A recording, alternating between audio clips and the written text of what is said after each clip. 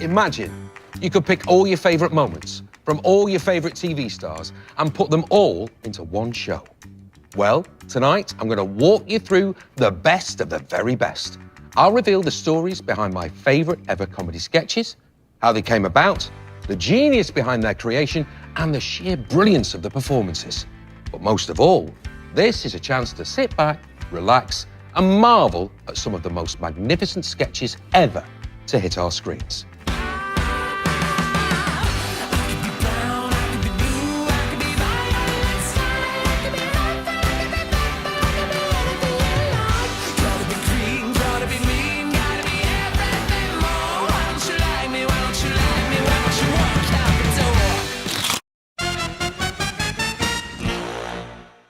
Now that we've whet the appetite, let's begin our journey down comedy memory lane. Don't look for it on a map. It's not there anymore. So here's a sketch about arguably the most important meal of the day, breakfast. Nice.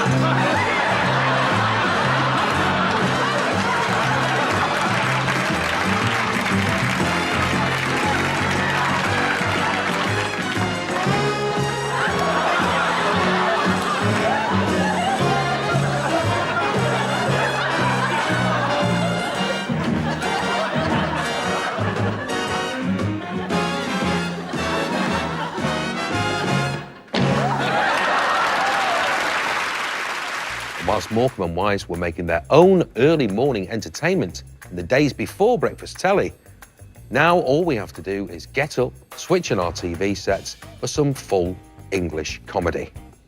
Pass the tomato sketch up. Welcome back. And on the sofa at the moment, we have our financial expert, Dawn French, who's going to be telling us a little bit about what is happening in the market today. Dawn, welcome. Hello. What is happening in the market today? Well, in the market today, people are selling bananas or apples or plums. I noticed some other people selling huge canteens of cutlery, and some people were selling those little plastic flowers that dance. Have you seen them? They sort of go like this. Obviously not the real Japanese ones, just imitation British ones. What about in the financial market? Right. Well, in the financial market, of course, people are very nervous at the moment due to money. Having it or not having it? Yes. When Dawn French and Jennifer Saunders first met in 1977 at the Central School of Speech and Drama, who knew that just 10 years later they'd be hijacking our television screens with their offbeat, irreverent and utterly unique brand of sketch show? Everyone was fair game in their grotesque gallery of characters, ranging from dirty old men to braying country ladies, and all levels of celebrity came under fire. Sports presenters, beware.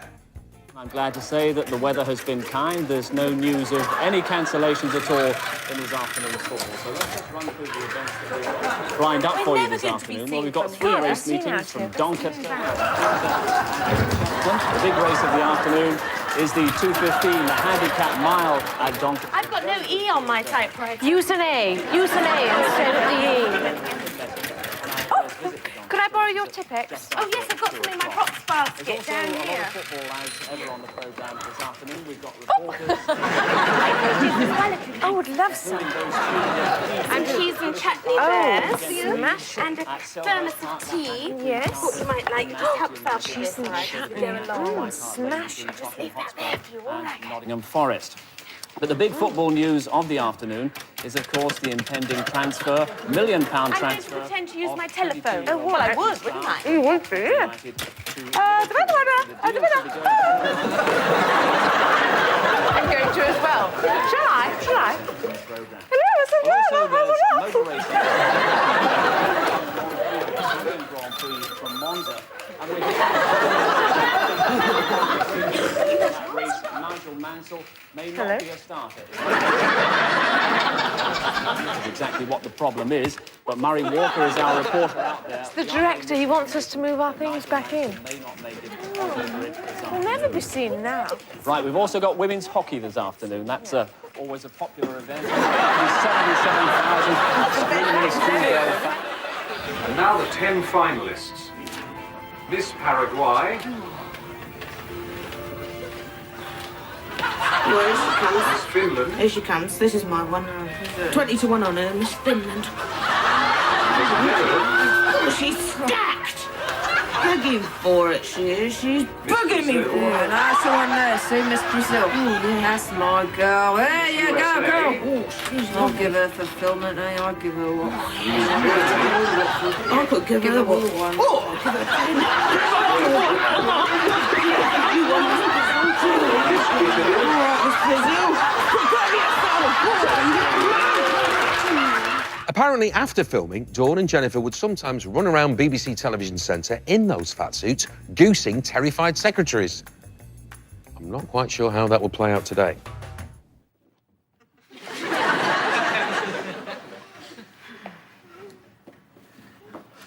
Looks good, that, here. It's a good shape.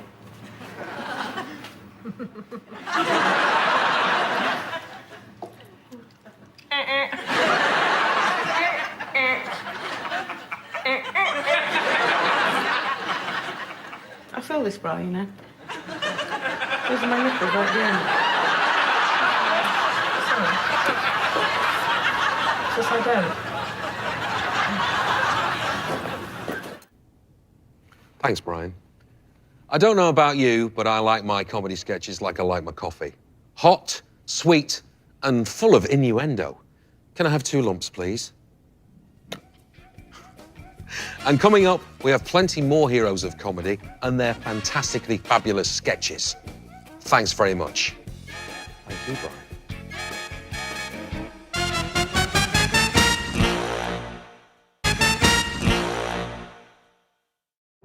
My name is Maximus Decimus Meridius, commander of the armies of the North, loyal servant to the true Emperor Marcus Aurelius, father to a murdered son, husband to a murdered wife.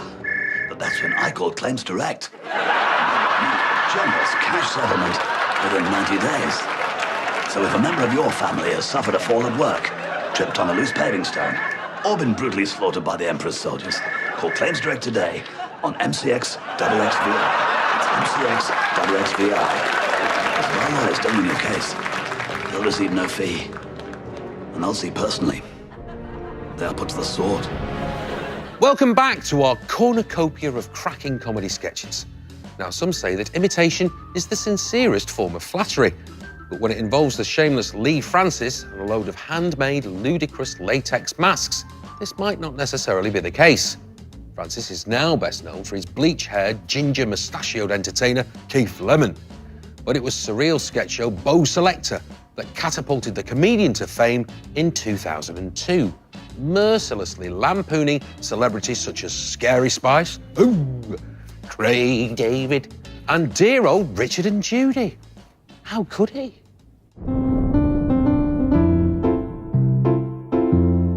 First met her, Judy, at Yorkshire Television. It was a party. She was stood in corner with a bust hanging out, and I thought to myself, I'll have some of that. I said, who? I said, me. I said, I said, you. So I went over to her with a pint of dandelion and burdock, because I knew she was on wagon. You're on wagon, weren't you, Judy, love? Shh, don't talk, you'll spoil it.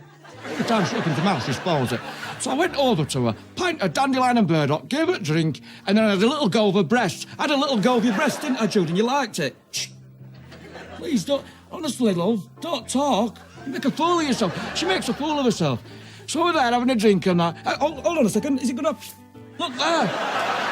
More out than in. They're always out. More out than in. Isn't that right, Judy? Shh. Honestly, love, I don't mean to patronise you, but you make a fool of yourself. She's got a good pair, though, hasn't she? We're happy with them, aren't we? How do? I'm Mel B. They're known as Scary Spice. Bastards. But here are the Luke. It's my new book. In it, you'll find out the truth behind the Spice Girls split. Oh, it could have been caused by Possion, Sportian, Babyan, or even that bloody Gingerin.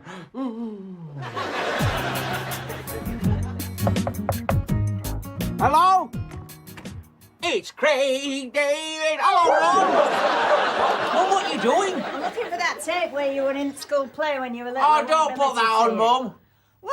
It's embarrassing. Oh, you won't. Every time I come round, she puts school play videos on. My name's Jesus, check it out, all week. I'm king of Jews, and lots of thanks to all gold, donkeys, frankincense. Look at the size of me chin. It's fucking massive. Because of this homage, Craig David's credibility evaporated almost overnight. But not to worry. All's well that ends well, and he's recently forgiven the funny man for nearly ruining his career. So that's nice. Let's just hope Tina Turner wasn't watching the Lenny Henry show in 1987. He's apparently a huge fan. When I was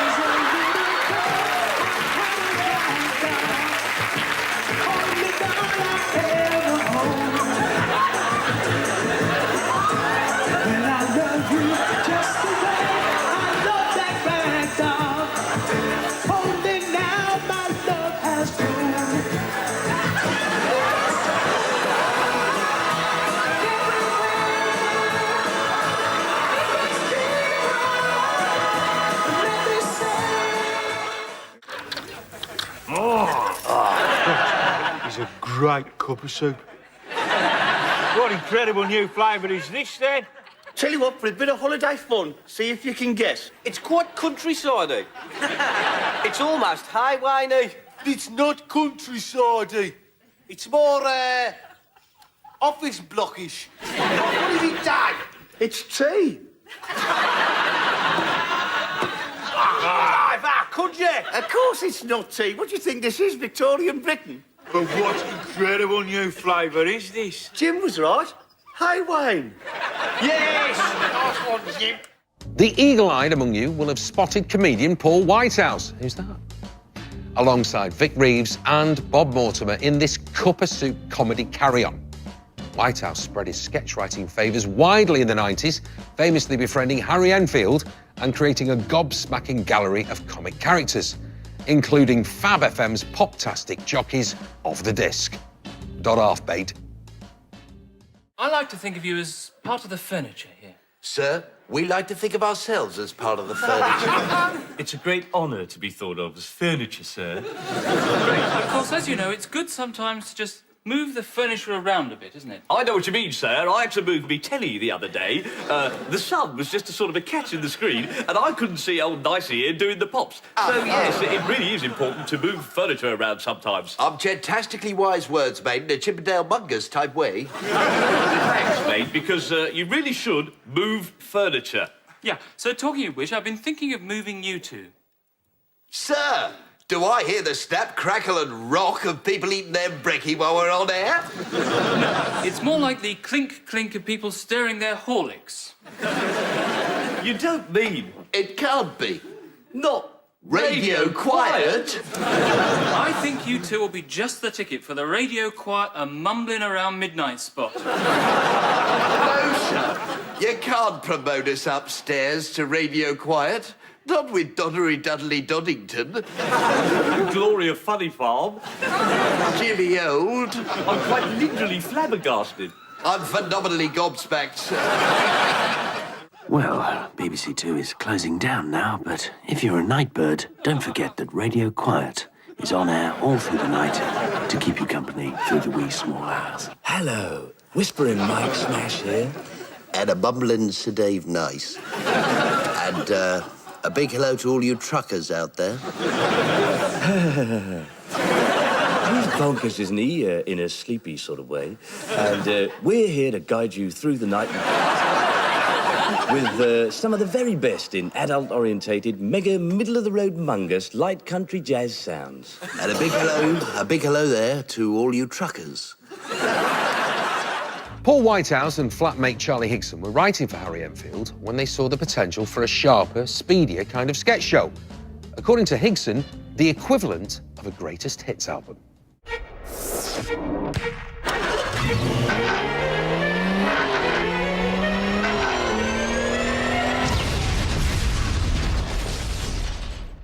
The Fast Show created a whole raft of brilliant and memorable characters, including the unlikely pairing of awkward and shy estate owner Lord Ralph Mayhew and Irish workhand Ted. Ralph's unrequited love for Ted was like a comedy Brokeback Mountain, without the horses, or the mountain, or indeed the broken back.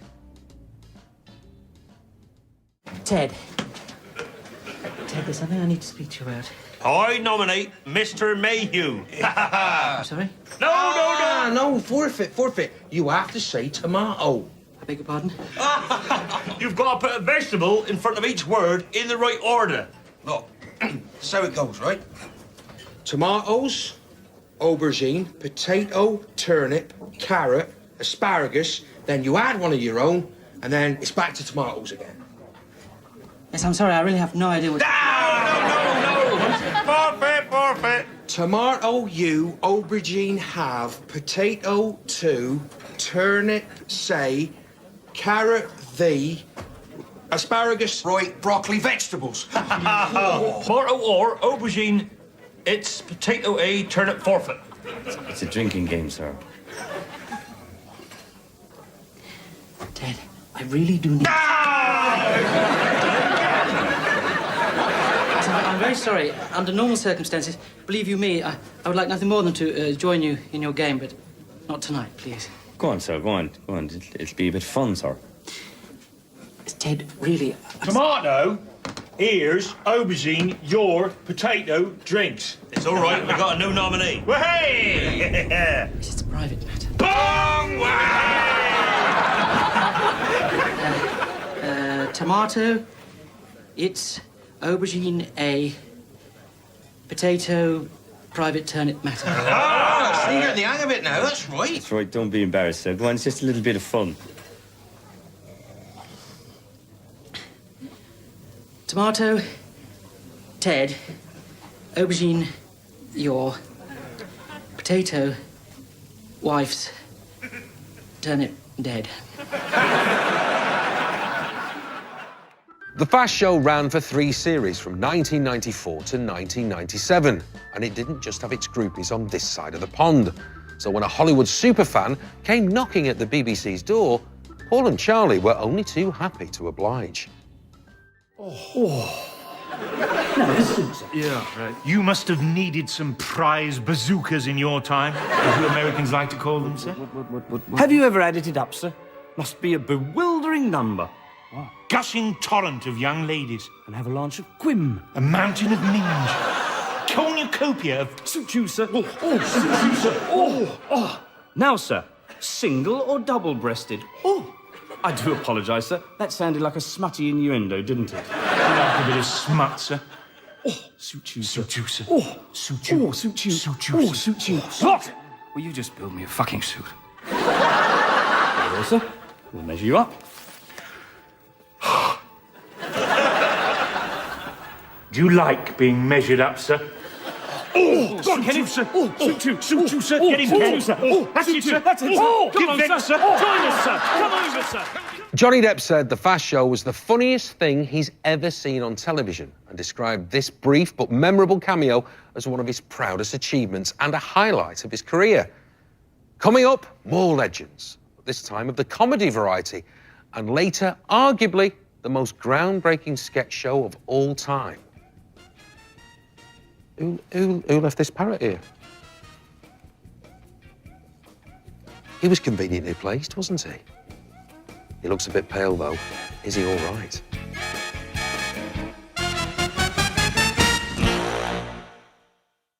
I'm glad I waxed my bikini line. I don't need to bother. Oh, I do.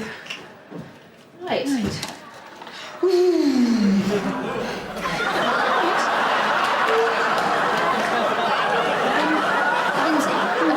you are actually quite hairy down there, aren't you? Just good. A little bit hairy down there. Where? Aren't you? Just Lindsay,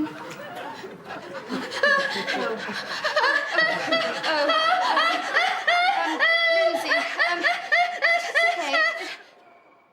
You had me going there for a minute. Oh, did I? Yeah. I don't think anyone's going to notice a few little wisps.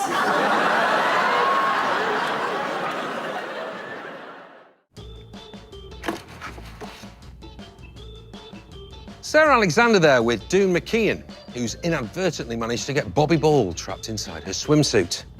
Sorry, Bobby.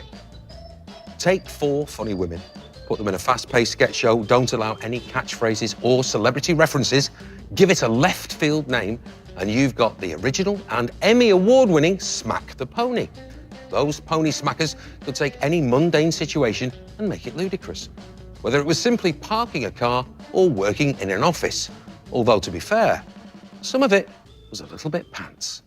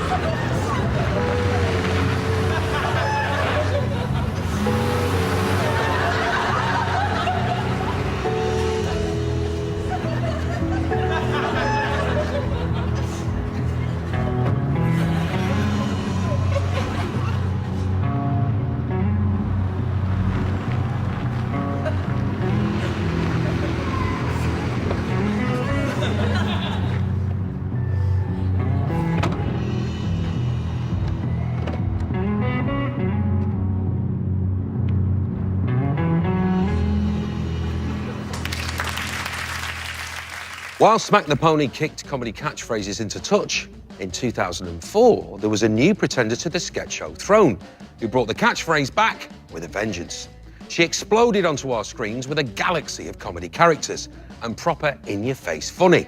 And it was anything but a load of old shit. Oh my God, what have you got on your feet?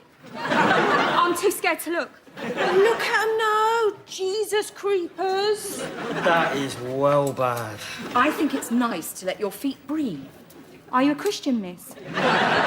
Lauren, get your things together. Are you a Christian, though? We don't have time for this. Right, but are you a Christian? Lauren! Is the Lord your shepherd, miss? Sorry? But is he your shepherd, though? I beg your pardon? Have you got Jesus in your heart, miss? What? Is he in your heart, though? Lauren! Why'd you wear clothes like that, then? Lauren! Do you like Cliff Richard, miss? Lauren. Are you the Vicar of Dibley, miss? Lauren! But are you the Vicar of Dibley, though? No, of course not. Are we your flock? What? Are we your flock, though? No. Is it that we are your flock? No, you're not my flock. Have you got a friend in Jesus, miss? Oh, for goodness sake. Does he want you for a sunbeam? Look. Does he want you for a sunbeam, no? Lauren, enough. You're just wasting time now, not to mention being incredibly rude to me. Now get your things together, or I shall suspend you from this trip.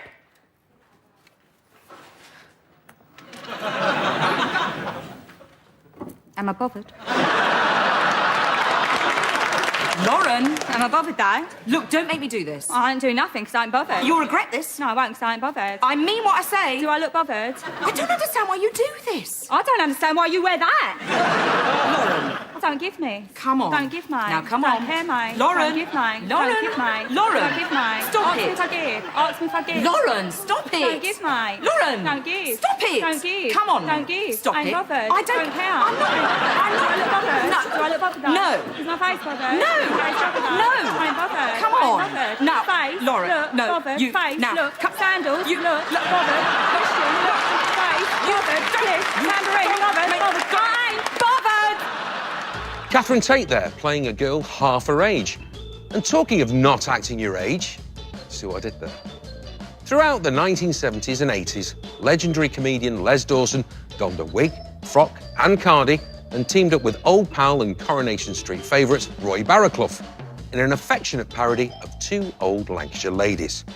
With pursed lips and constantly heaving bosoms, Sissy and Ada poke fun at northernness in the nicest way possible. Hey, Ed, aren't these German laundrettes wonderful? They're so hygienic, much better than ours. You know, you've got to hand it to the Germans. You may as well, otherwise they'll only damn well take it. Square heads. Come on now, Ed, live and let live. You've got to adapt when you're in a foreign country. Oh, sir. I've picked up a little German since I've been here. Was it that violinist in the beer cellar?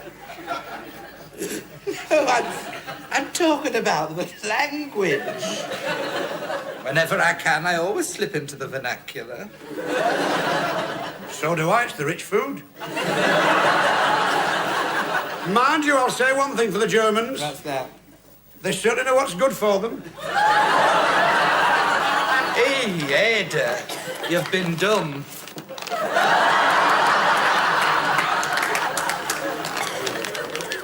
I say you don't get them like this at home. Well, you do if you know where to go. I say there's not many of those in a pound, is there? No. By the way, how is your Bert? With its buffet of British Asian stereotypes, goodness gracious me, was a fabulous feast of a sketch show and going for an English, its most celebrated moment, taking the Friday night curry outing and turning it on its head. Hey, moviegoers! Why not take your taste buds on a culinary journey? We offer you the authentic taste of England right here in India. Let our English chef delight you with his traditionally prepared dishes, including potatoes, chicken, and also peas. All at Patton's English Restaurant, 222 Viceroy Place, Bombay, just round the corner from this cinema.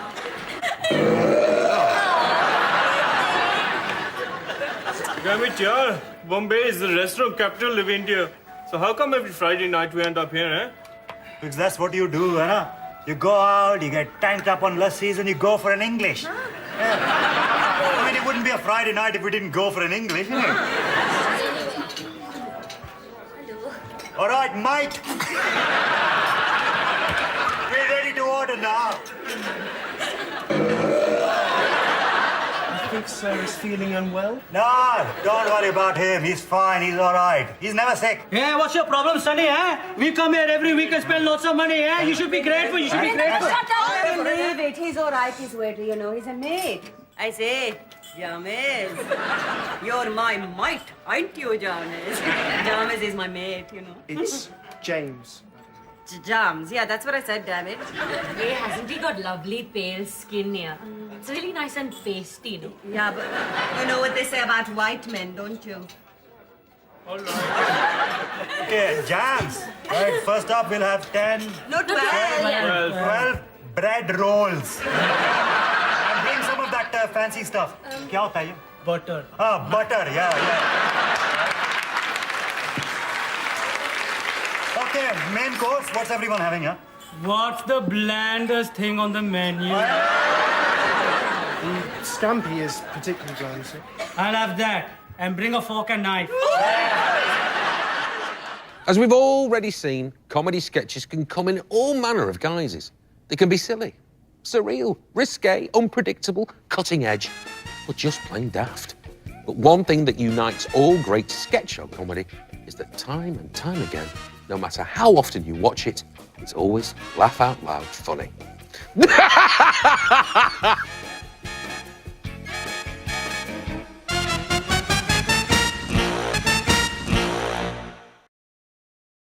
We interrupt the light program for a news flash. Whitehall has confirmed that the Nazi invasion of Greece has been successful, and that a full-scale evacuation of Allied ground troops, aircraft and aircrew has taken place. In a statement, Mr. Churchill said that although the days ahead...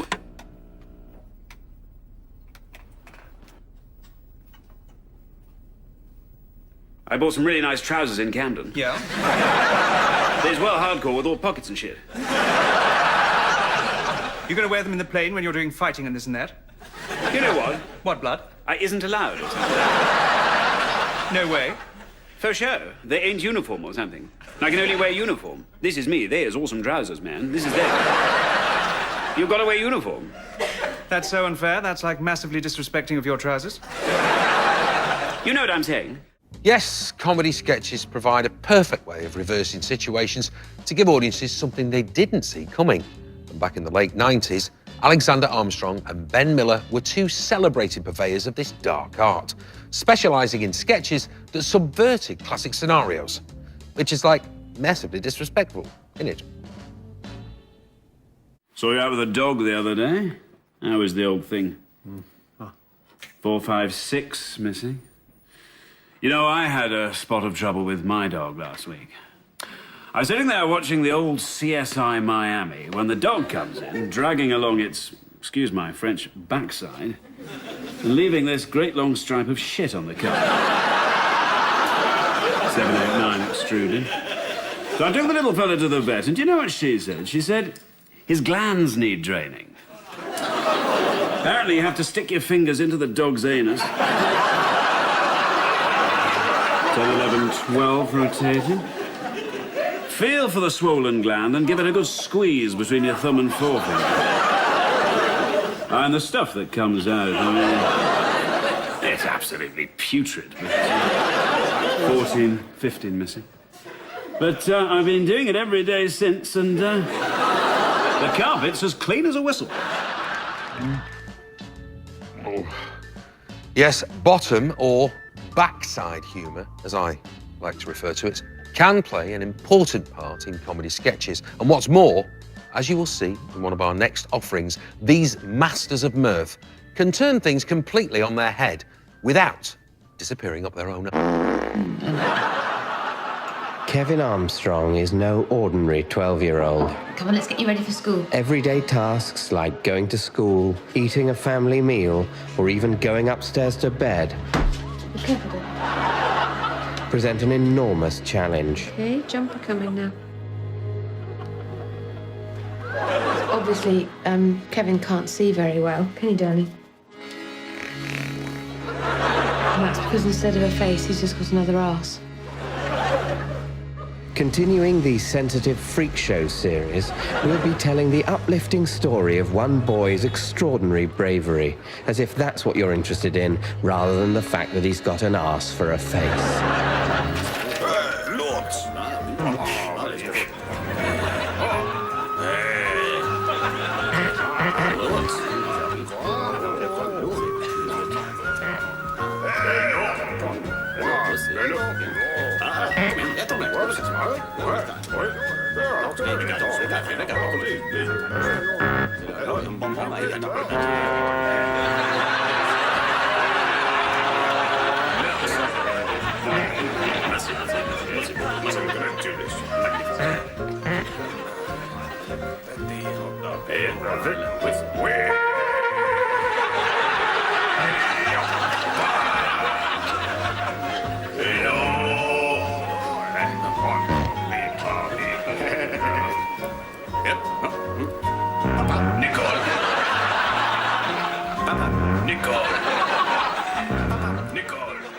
Vic and Bob with a touching cloth tribute to a famous 90s French car ad, and a tragic tale starring Broadchurch's Olivia Colman. Well, we've seen plenty of sketches that shock and subvert, but there's a rich seam of sketch comedy that defies description.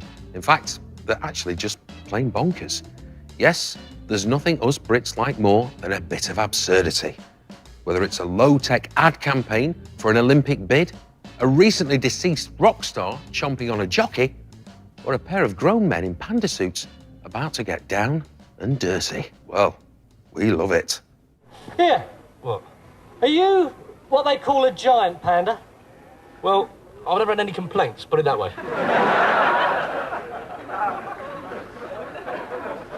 Here, what exactly are you doing in here anyway? Oh. They want me to mate. Oh, yeah? Who with? You.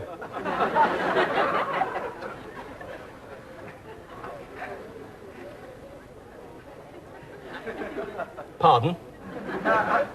You. Me? Yeah. But I'm a bloke panda. So am I, but apparently it's a bit difficult to tell under all this fur. Well, that's just terrific, isn't it, eh? That's bloody marvellous. So, who's doing what? With whom? Well, the bloke came round this morning. Yeah? And he took a sample. What, of thingy? Yeah. How much? A thermos full. A thermos full? Yeah. How'd you manage that? Was easy. Oh. The tits on that. I wished he'd warmed his hand. Eh? Did he give you a... Yeah. He didn't. He did. He didn't. He did. He didn't. He did. Did he? Yeah.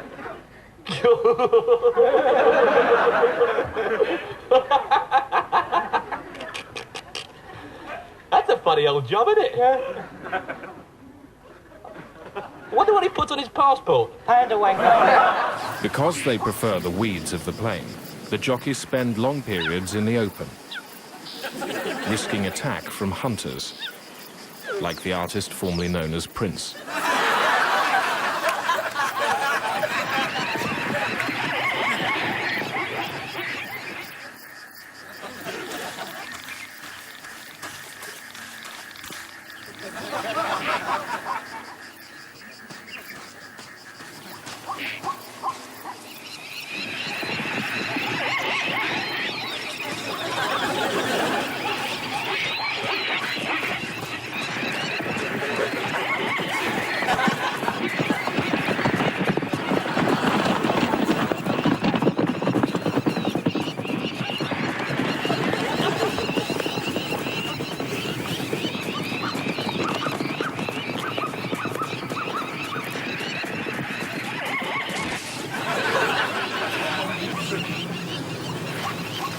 After feasting greedily on the carcass, the artist will sleep. It will be 2 days before he hunts again.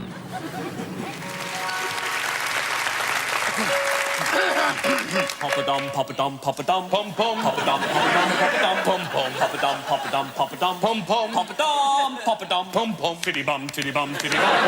Tiddy-bum, tiddy-bum, tiddy-bum. Tom tom. Tiddy-tum, tiddy-tum, tiddy-tum. Bum bum. Tiddy-bum, tiddy-tum. Pom pom. Pop-a-dum, pop-a-dum, pop-a-dum. Pom-tum, pom-tum, pom-tum, pom-tum. Bum bum. Pop-a-dum, pop-a-dum, pop-a-dum. Bum-tum, bum-tum, bum-tum, bum-tum. Pom pom. Pop-a-dum, pop-a-dum, pop-a-dum. Pom-tum, pom-tum, pom-tum, pom-tum. Bum bum. Pop-a-dum, pop-a-dum, pop-a-dum. Bum-tum, bum-tum, bum-tum, bum-tum. Na, na, na, na. Na, na, na, na, na, na, na. Ta-ta. Pidlai, pidlai, pidlai. Pidlai, pidlai, pidlai. Pidlai, pidlai. Tai tai. Pom, Tiddy-bum-tum. pop-a-dum, pom. Tiddy-bum-tum. Tickle my bum. Tickle your bum. Tickle my bum. Tickle your bum. Stonybridge, described by Sir Walter Scott as Stonybridge. Stonybridge, with its stony bridge. Stonybridge, prospective host for the 1996 Olympic Games. Just look at our facilities. There's our Stony Bridge. All roads lead to Rome. Apart from the B719, which just skirts Stony Bridge. Stony Bridge. Bang slap on the route of the number 47 bus. Except for Thursdays, when you'll be advised to change at the Yetts of Mucker. Or walk. Stony Bridge. We're games if you are. And in case you're wondering, the Stony Bridge 1996 Olympic bid was, alas, unsuccessful. Although they are rumoured to be in line for the 2026 World Cup. So, every cloud, eh? And also Hale and Pace there, giving us their own musical tribute to Going for an English.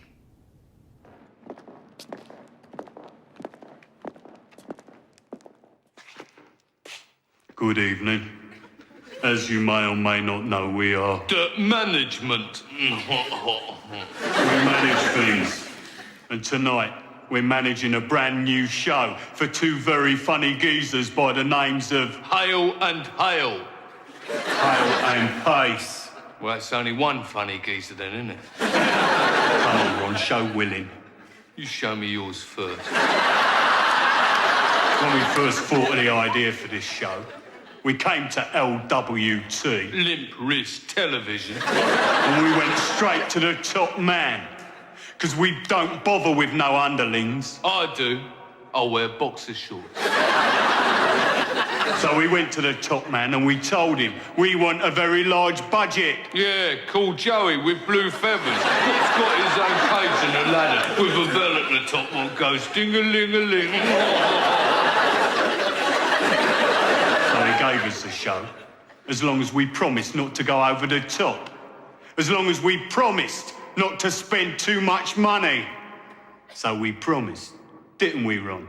Yeah, we promised. But we lied.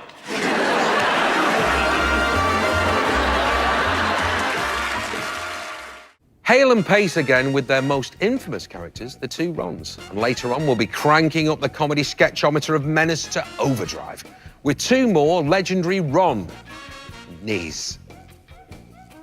Good, eh? Get that man a locket.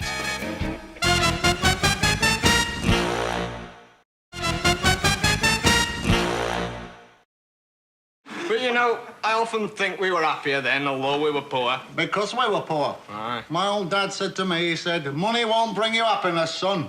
He was right. Aye. I was happier then. I had nothing. We used to live in a tiny, tumble-down old house with great holes in roof. House? You're lucky to have a house. We used to live in one room, 26 of us. All there. No furniture. Half the floor was missing, and we were all huddled in one corner for fear of falling. Room? You were lucky to have a room. We used to have to live in corridor. Corridor? Oh, I used to dream of living in a corridor. That would have been a palace to us. We used to live in a water tank on rubbish tip. Every morning we'd be woke up by having a load of rotting fish dumped on us. House. Well, when I said house, I mean 'twere only hole in ground covered by a couple of foot of torn canvas. But it were house to us. Oh, well, we were evicted from our hole in the ground. We had to go and live in the lake. Hey, you were lucky to have a lake. There are over 150 of us living in a small shoebox in the middle of the road. Cardboard box? Right. You were lucky. We lived for 3 months in a rolled-up newspaper in a septic tank. Every morning we'd have to get up at 6, clean out rolled-up newspaper, eat a crust of stale bread, then we'd have to work 14 hours at mill, day in, day out, for 6pence a week. And then when we'd come home, Dad would thrash us to sleep with his belt. Luxury. We used to get up at 3, clean the lake, eat a handful of hot gravel, then we'd work in mill for 20 hours for 2pence a month, then we'd come home and Dad would beat us about the head and neck with a broken bottle. If we were lucky. Paradise. We had it tough. I used to have to get out at shoebox at midnight, lick road clean, eat a couple of bits of cold gravel, work 23 hours a day at mill for a penny every 4 years, and when we got home, Dad used to slice us in half with a bread knife. Right. We used to get up in morning at 10:30 at night, half an hour before we'd gone to bed, eat a lump of poison, work 29 hours a day at mill for 8-year lifetime, come home and each night Dad would strangle us and dance about on our graves. Aye, and you try and tell that to the young people of today. Will they believe you? No. This classic comedy routine, known as the Four Yorkshiremen, became a worldwide hit when it was famously performed by Monty Python in 1982 live at the Hollywood Bowl. And although it was usually associated with the Pythons, this was its first television outing on, at last, the 1948 show. In 1967. Mention a naked man linking comedy sketches, and you might think Eric Idle. You might think Monty Python. What you probably wouldn't think is a naked man on children's television. But this was the 60s. Oh yes, things were very different then. Not adjust your set. Tonight, we're going to show you one of the most extraordinary sights ever seen on television screens. Switch it off. Switch it off. Good evening. Tonight, do not adjust your set. Looks at one of the major problems in Britain today. Craftsmanship. Hello. Once a week for the next 14 years, I'm going to elaborate on well-known phrases or sayings in common parlance. Today's phrase is, sticks and stones may break my bones, but words can never hurt me. This... Oh! Wow!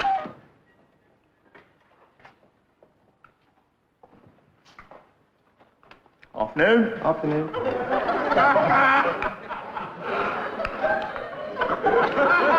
Nice again, isn't it? Yes, yes. Not too bad at all. I'm on page 42, number 3, just after Venus adorned. Ken Birkinshaw by Alberotti. That's right. How do you do? Pringle. Harvey Pringle. By... Oh, you're not in the exhibition. Hello. Well, good news. We've managed to find the Invisible Man. He was in the bar having a few drinks to steady his nerves a bit. Well, and he's very pleased. He's very pleased to be here with us. Well, Mr. Peters, one of the things that intrigues us all is some people doubt the existence of invisible men at all. I don't. I believe in them, but some people say they don't exist. Yes? Oh, good evening, Mrs. Johnson. I wonder if your husband's in. Yes, he is. What do you want him for? Can he come out and play? No, he can't. He'll just have his dinner and he's got to sit down for an hour while the food goes down. But we've got to go in at 8:30. Well, I can't help that. He came home late from the office, so he's had his supper late. Well, can he come and talk to us? No, he can't. He's sitting down. Oh, can we come in and speak to him? No, you can't. You're always round here, you two. Why can't you play in your own garden? We can't. Why not? We've got visitors. No. Devised and written by Michael Palin, Terry Jones and a fully dressed Eric Idle, Do Not Adjust Your Set went out all over homes across the country at 5:20 in the afternoon. Overall, the programme's sketch content was fairly childish, but the general tone of silliness was punctuated with moments of a more surreal nature, meaning it quickly acquired an adult following, including future Pythons John Cleese and Graham Chapman. And now for something not quite completely different. Know what I mean? Say no more, eh? Is your wife a goer, eh? Know what I mean? Know what I mean? Nudge, nudge, nudge, nudge. Know what I mean? Say no more. Know what I mean? I beg your pardon? Your wife, does she go? Eh? Know what I mean? Know what I mean? Nudge, nudge. Say no more. Oh, she sometimes goes, yes. I'll bet she does. I'll bet she does. I'll bet she does. Know what I mean? Know what I mean?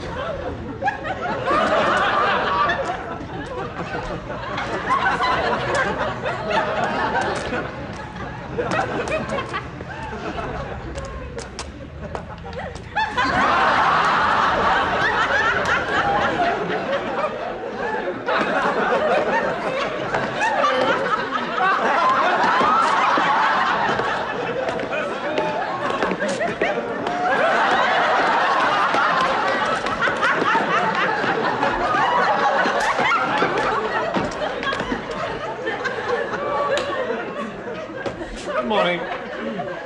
I'm sorry to have kept you waiting, but I'm afraid my walk has become rather sillier recently, and so it takes me rather long. Now then, what was it again? What's that? Great comedy sketches rely on three things: brilliant performance, fantastic scrops, and impeccable timing. So that's four things: brilliant performance, fantastic scraps, and impeccable timing. Did I mention continuity? Never mind.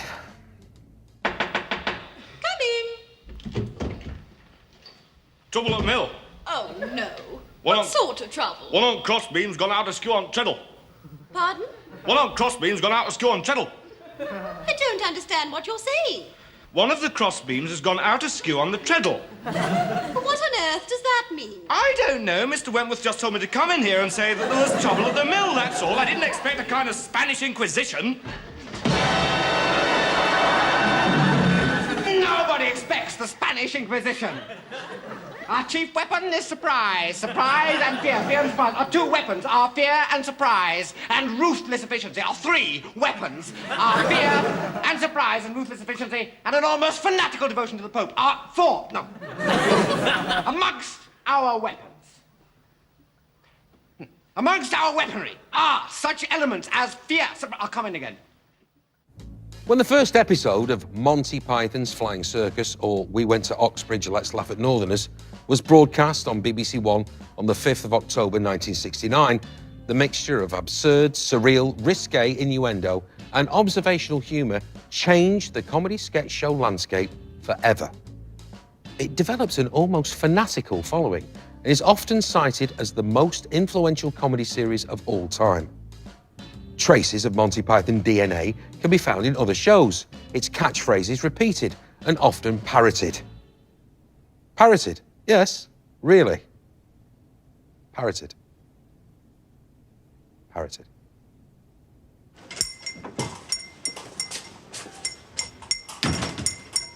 Hello, I wish to register a complaint. Hello, miss. What do you mean, miss? Oh, I'm sorry, I have a cold. I wish to make a complaint. Sorry, we're closing for lunch. Never mind that, my lad. I wish to complain about this parrot what I purchased not half an hour ago from this very boutique. Oh, yes, the Norwegian blue. What's wrong with it? I'll tell you what's wrong with it. It's dead. That's what's wrong with it. No, it's resting, look. Look, my lad, I know a dead parrot when I see one, and I'm looking at one right now. No, it's not dead, it's resting. Resting? Yeah. Remarkable bird, the Norwegian blue. Beautiful plumage, isn't it? The plumage don't enter into it. It's stone dead. No, it's resting. All right, then. If it's resting, I'll wake it up. Hello, Polly. I got a nice cuttlefish for you when you wake up, Polly Parrot. There, it moved. No, it didn't. That was you pushing the gate. I did not. Yes, you did. Hello, Polly. Polly. Polly Parrot, wake up. Polly. Now, that's what I call a dead parrot. No, it's stunned. Look, my lad, I've had just about enough of this. That parrot is definitely deceased. And when I bought it not half an hour ago, you assured me that its lack of movement was due to it being tired and shagged out after a long squawk. It's probably pining for the fjords. Pining for the fjords? What kind of talk is that? Look, where did it fall flat on its back the moment I got it home? The Norwegian blue prefers kipping on its back. It's a beautiful bird, lovely plumage. Look, I took the liberty of examining that parrot, and I discovered that the only reason that it had been sitting on its perch in the first place was that it had been nailed there. Well, of course it was nailed there, otherwise it muscled up to those bars and boom! Look, matey. This parrot wouldn't boom if I put 4,000 bolts through it. It's bleeding demise. It's not, it's pining. It's not pining, it's passed on. This parrot is no more. It has ceased to be. It's expired and gone to meet its maker. This is a late parrot. It's a stiff. Bereft of life, it rests in peace. If you hadn't nailed it to the perch, it would be pushing up the daisies. It's run down the curtain and joined the choir invisible. This is an ex-parrot. Well, thank you, Brian. No, mate. What? No, sold a scene. Who do you think I am? Oh, sorry. The Dead Parrot sketch, originally known as the Pet Shop sketch, hang on a minute, thank you, was inspired by a real-life encounter between Michael Palin and a car salesman who had an excuse for everything that was wrong with Palin's car. Some people, sorry. Look, I've told you, mate, you're not getting your money back. What do you want me to do about it? Yeah, well, go to Anne Robinson. Yeah, and the same to you. Thanks, Brian. Still to come, what I think is one of the greatest sketches of all time. Probably.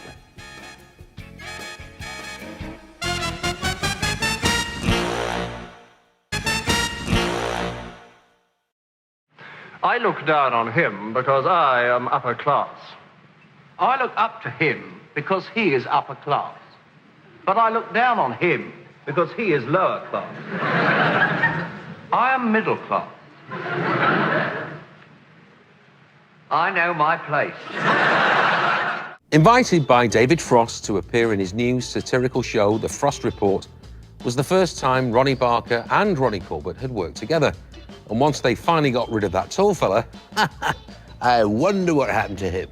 The rest, they say, the producers say, is history. Good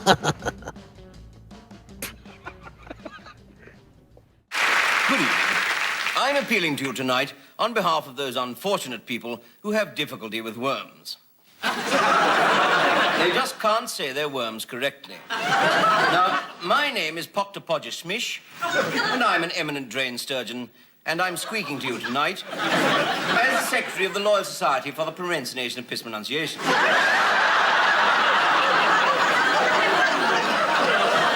Now, you know, pronunciation can be very embarrassing.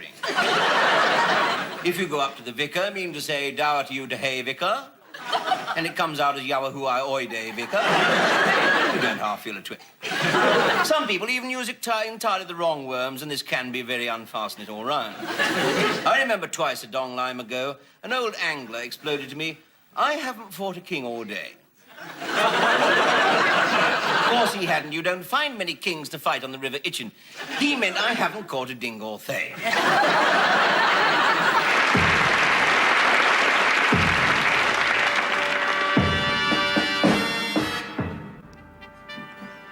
And so to our first contender.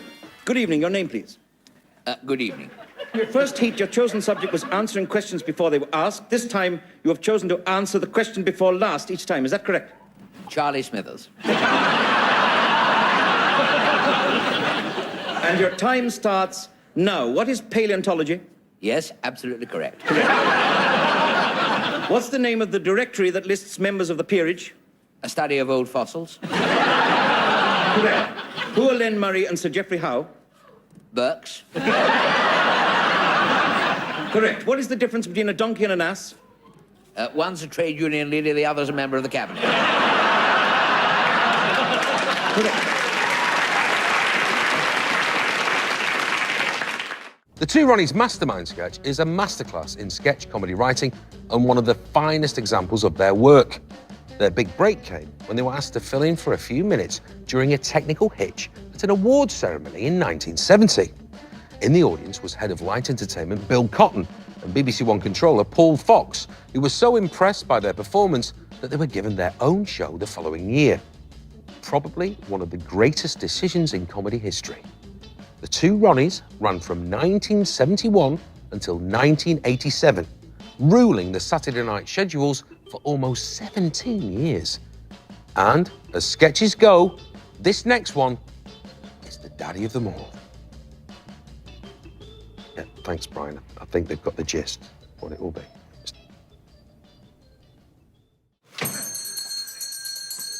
Four candles. Four candles.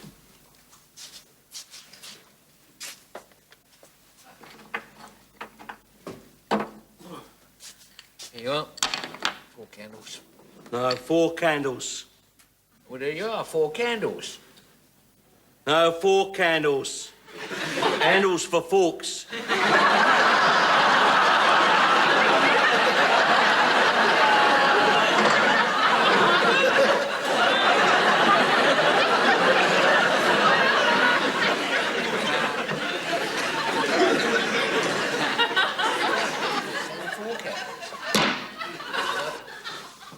Got any plugs? Plugs? Yeah. What kind of plugs? A rubber one, bathroom.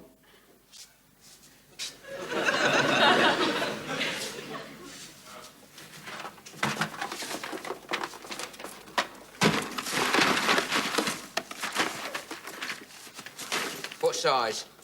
13 amp.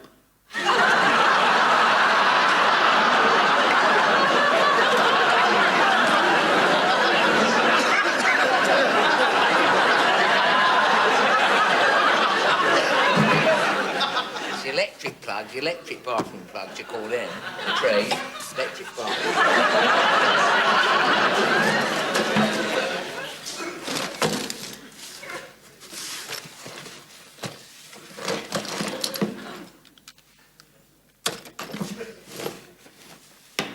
Right. Saw tips. Saw tips.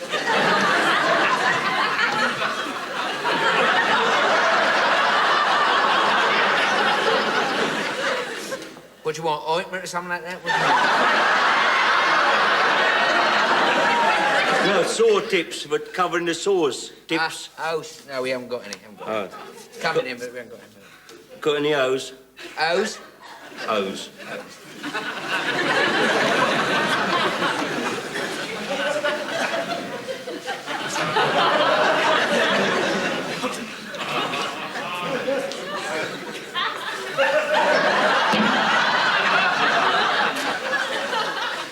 No O's.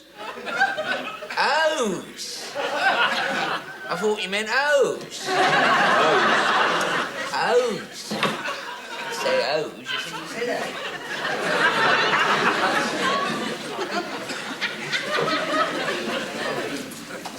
O's. O's, you meant O's. No O's.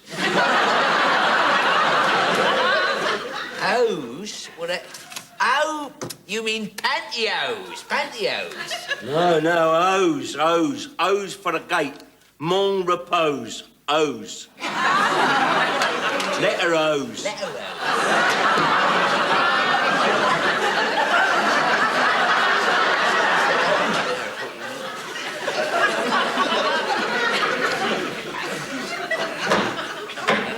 Four Candles, arguably the greatest sketch in the whole of sketch show history, was inspired by a real hardware store near Ronnie Corbett's holiday home, H.E. Harrington Ironmongers in Broadstairs. And it's still there to this day because I checked on Google Maps. And do you know what? Do you know what would be hilarious, right? No one will ever have done this before, right? Go in there, you know, into the hardware store, H.E. Harrington's, and go and ask for 4 candles. What do you reckon? Don't do it. Anyway, I hope you've enjoyed our little jaunt down the sketch show superhighway. Along the way, we've shared a few laughs, smiled a few smiles, and teared a few tears. But what have we learned? Johnny Depp likes the fast show. World War II pilots are a bit more street than we give them cred for. School trips can be an absolute nightmare. And that parrot is never, ever going to get any better. Good night.